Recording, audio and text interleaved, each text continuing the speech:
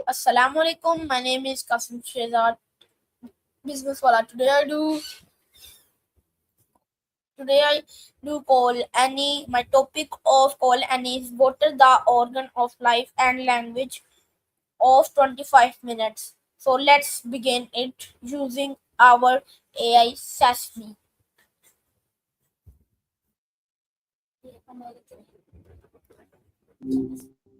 Hey there. What is water? The simplest answer is that it's the stuff we can't live without. But if you want the science version, it's 2 parts hydrogen and 1 part oxygen. It's pretty wild that something so simple is basically the magic ingredient for everything alive on this planet. Are you asking for a school project or just wondering about the world? Why is water important? Honestly, because it does everything. It's not just about quenching thirst, keeps your temperature steady, flushes out the bad stuff, and basically acts as the transport system for every nutrient in your body. Without it, the whole system just shuts down. I wonder if you've ever thought about how different life would be if we didn't need it. How did the water first appear on Earth? That's one of those things scientists are still debating, but there are two main theories. One idea is that it was here from the start, baked into the rocks. The other is that it was delivered by icy comets and asteroids crashing into the planet millions of years ago. It's kind of a wild thought that our oceans might have basically fallen from the sky. I can look into which theory is more popular right now if you're curious. Can people live without water? Short answer, you can go a while without food, but water is non-negotiable. Most people only last a few days before things get critical because your brain and organs just can't function without it. Do you think you're a decent hydrator? Or are you one of those people who forgets to drink water all day? Why do animals drink water? For the same reason you do. It's all about keeping the internal machinery running. Whether it's a tiny insect or a blue whale, every animal needs water to digest food, move nutrients around their body, and keep their organs from basically drying up. Plus, it's how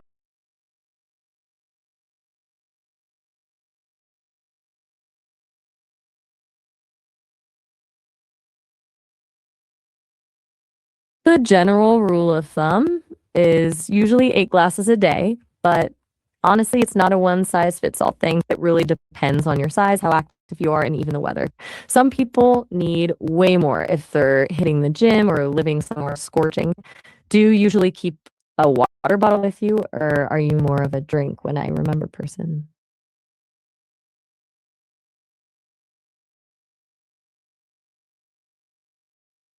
Because the stuff we don't want in our water can be pretty devastating.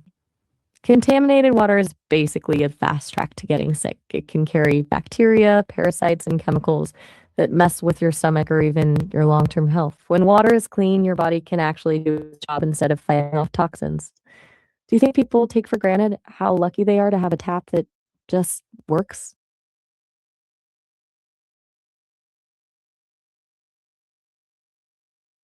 Your body basically starts sounding the alarm. First, you'll get that classic dry mouth and a killer headache. But as it gets worse, your brain literally struggles to focus. You'll feel foggy and exhausted because your blood actually gets thicker, making your heart work harder to pump it. Eventually, your kidneys start struggling to flush out waste, which is where things get really serious. Do you ever get those afternoon crashes where you can't think straight?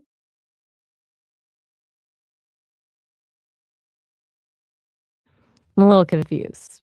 Are you asking about how a reverse gear works in a car, or is this about something else entirely?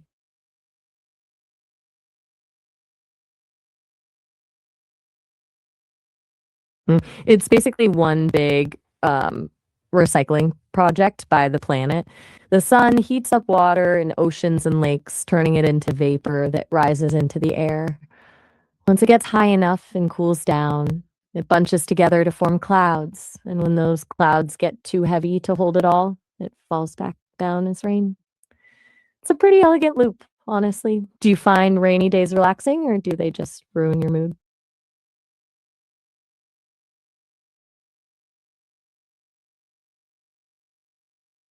That's actually one of those big lingering mysteries of science. The leading idea is that most of it came from volcanic activity early on, where water vapor was trapped inside the Earth and then released during massive eruptions. There's also the theory that icy comets and asteroids bombarded the planet, essentially delivering the oceans from space. It's wild to think that the water you see at the beach might have traveled across the galaxy to get here. Do you think it's more likely that it came from inside the Earth or fell from the sky?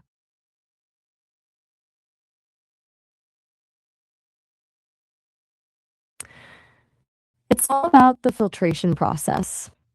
Before it hits your glass, water usually goes through a series of filters and chemical treatments to scrub out the dirt, bacteria, and other gross stuff. Depending on where you live, it might be filtered through sand, treated with chlorine, or even blasted with UV light to make sure it's safe to drink. It's basically a giant cleaning operation that happens behind the scenes. Do you use a filter at home or do you just trust the tap?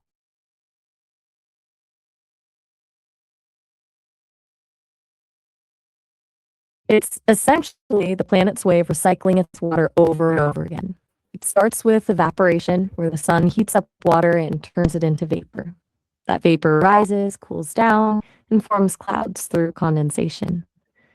Then, once the clouds get saturated, the water falls back to Earth as precipitation, like rain or snow, and collects in oceans and lakes to start the whole thing over.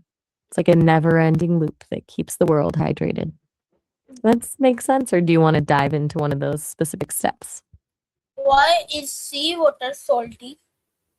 It all comes down to rocks. When rain falls, it picks up minerals and salts from the ground and carries them into the rivers, which eventually dump them into the ocean.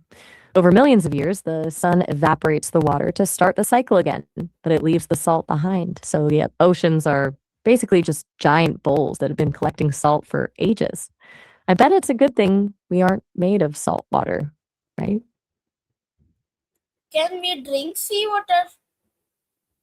Absolutely not. It sounds counterintuitive because you're surrounded by it, but drinking seawater actually dehydrates you faster. Your kidneys need more water to flush out the extra salt than you're actually taking in, so you end up losing more fluid than you gained.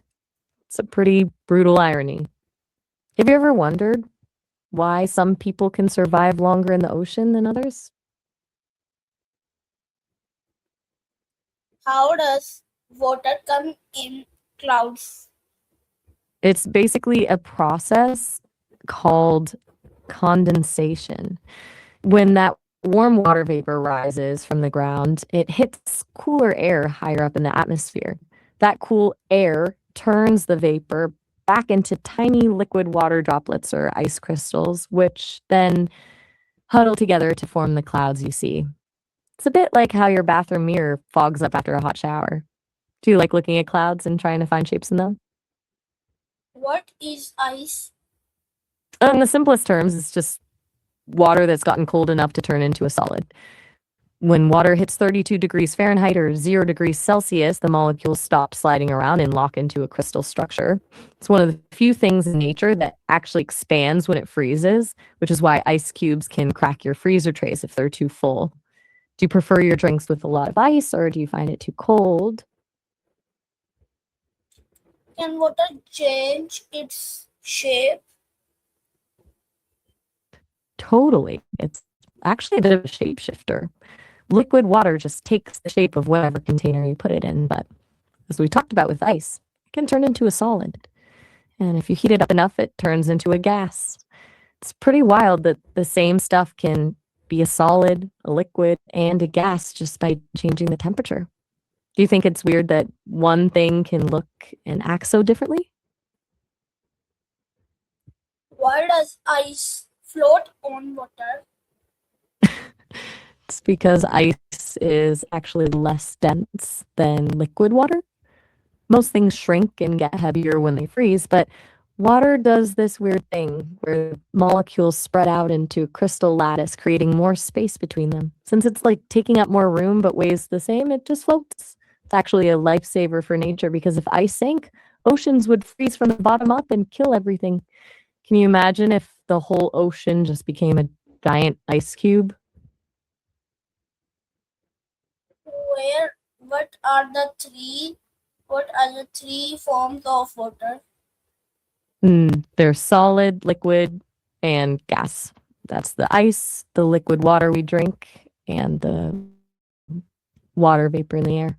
It's like a little chemistry lesson happening in your kitchen every time you boil a pot of water. Do you have a favorite of the three, or maybe one that you find more interesting?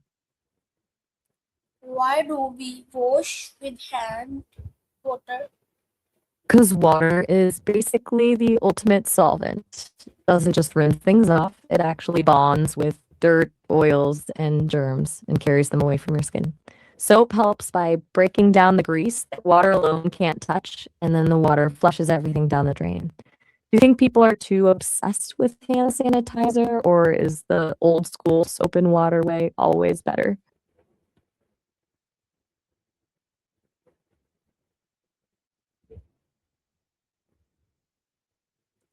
Does water have a color? Technically, no, water is colorless. But when you look at a big amount of it, like in a deep pool or the ocean, it looks blue. That's because it absorbs the red end of the light spectrum and reflects the blue end back to your eyes. It's a bit of an optical illusion. Have you ever noticed how a glass of water looks clear, but the ocean looks deep blue? How does water help our body? It's basically the fuel that keeps every single part of you running. It lubricates your joints so you can move without clicking, keeps your brain sharp, and helps your skin stay healthy. It's also how your body regulates temperature, like when you sweat to cool down on a hot day. If you think about it, you're mostly just a very complex collection of water. Do you feel a difference in your energy when you've had enough to drink? Why should we save water? Because even though the planet looks like it's covered in water, only a tiny fraction of it is actually drinkable. Most of it is salty ocean water or locked away in glaciers. As the population grows and the climate shifts, that clean, fresh water becomes way more precious. If we waste it now, we're basically borrowing from the future. Do you think most people realize how limited our fresh water actually is? Did dinosaurs drink water too? Oh, for sure. They absolutely did. Just like every other living thing, they needed it to survive, though a giant T-Rex probably drank a lot more in one go than we do. I imagine it was a pretty chaotic scene at the prehistoric watering holes. Do you think they had favorites, like some preferred a cool stream, while others liked a muddy pond? Why? Wait, are you asking? What happen if we waste water? We'd basically be heading toward a massive crisis. If we waste water to the point where we run out of fresh sources, we're looking at food shortages because crops can't grow and huge conflicts between countries fighting over who gets the remaining clean rivers. It's a bit scary to think about, but it's why people are getting so serious about conservation lately. Do you think we're already seeing that happen in some parts of the world? How can children save water at home? There are actually a bunch of easy ways they can help. The biggest one is just turning off the tap while brushing their teeth instead of letting it run. They can also take shorter showers or use a timer to make it a game. Even something as simple as reminding the adults to only run the dishwasher when it's actually full makes a Why? difference. Why is I think we water got cut off clean? there. I think you might be asking where clean water is found, right? Most of it's tucked away in glaciers and ice caps or hidden deep underground in aquifers. Good morning. You seem like you're in a bit of a hurry. Everything okay? I'm ready when you are. Where are we headed or what's on the agenda? Can all animals can swim? Not at all. While a lot of animals are natural swimmers, some are actually pretty terrible at it. Take giraffes, for example. They're so awkward and top heavy that they almost never do it.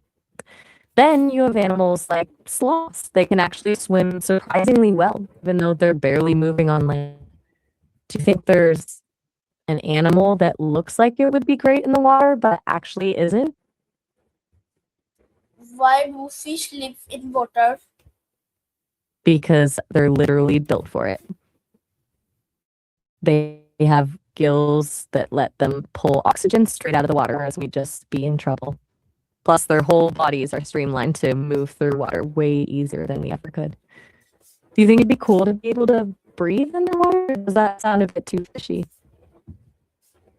Which is the most deepest ocean? That would be the Pacific Ocean. It's not just the biggest, it's also the deepest, especially if you count the Mariana Trench. That place is so deep you could practically drop Mount Everest into it and still have over a mile of water on top. Does the idea of the deep ocean fascinate you, or is it a little too creepy? How do people save water in other languages? That's an interesting way to put it. I think you're asking how people say save water in other languages, right? Yes. Since the idea of conservation is global, most languages have a direct way to say it. For example, in Spanish, you'd say ahorrar agua, and in French, it's économiser l'eau. It's cool how the same urgent message translates across the whole world. Do you speak any other languages, or are you just curious about how the world talks about this? Why is water called water in English? It actually comes from an old Germanic word, watar. It's been around for a long time, evolving from Proto Indo European roots that basically just meant wet. It's one of those words that's so fundamental it barely changed as the language grew. Do you think some words just feel right for what they describe, or is it all just a coincidence? Is water older than humans? Oh, by a massive margin. Water has been around for billions of years, while humans have only been here for a tiny blink of an eye in comparison. The water you're drinking today is the same water that existed when the first single celled organisms appeared on Earth. It's kind of wild to think you're sipping on something that's literally ancient history. Do you think that makes water feel more precious or just a little bit weird? Why is water called the source of life? Because without it, literally nothing happens. Every single biological process, from your heart beating to a seed sprouting, requires water to function. It's the medium that carries nutrients and allows cells to communicate. Basically, it's the one thing every living creature on this planet has in common. Do you think there's anything else in nature that's as essential as water? Why cannot people live without water? Mhm.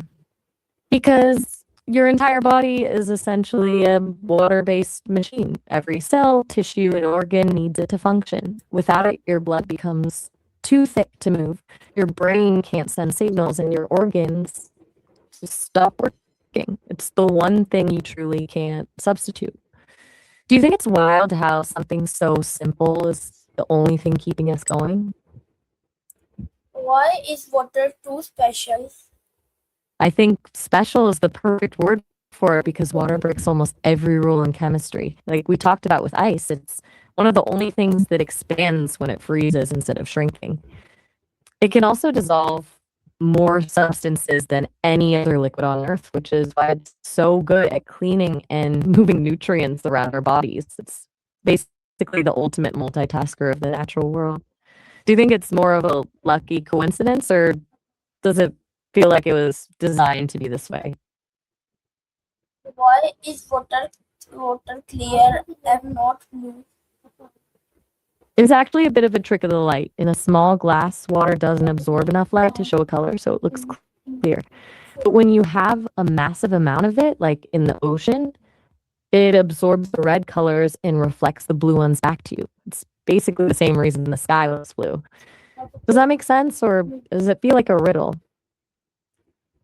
Why do people call water in different languages? It's all about how different groups of people evolved and separated over thousands of years. Back in the day, people lived in isolated communities and they just created their own sounds to describe the things around them.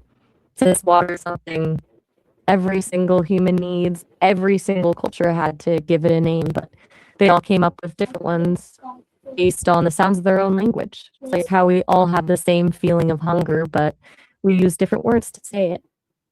Do you think it's interesting that we all need the same thing but call it something different? What is the biggest ocean in the world? That would be the Pacific Ocean. It's absolutely massive. It covers about a third of the entire Earth's surface. It's actually larger than all of the Earth's land masses put together. Does that sound impossible, or can you picture something that big? Can dirty water become clean again?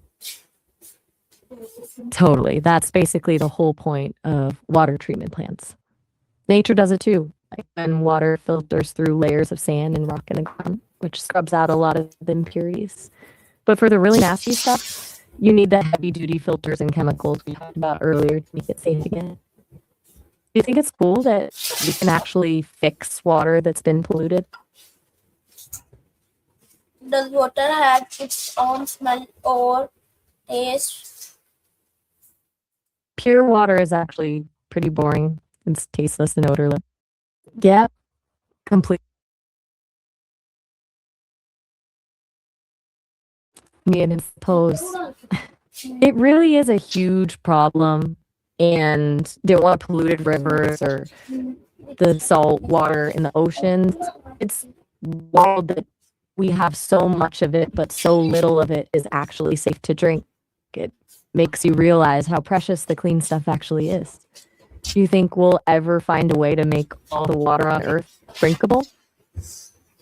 As the water always sounded the same? I think I follow you. Are you asking if the sound of water, like a splashing stream or rain hitting a roof, is always the same regardless of where it is? Yes. In a way, yeah. The basic physics of it are the same. Water always makes that same rhythmic splashing sound because it's the same liquid hitting the same kind of surfaces, but the environment changes the music of it. A tiny trick in the cave. Wait, who's Chucky?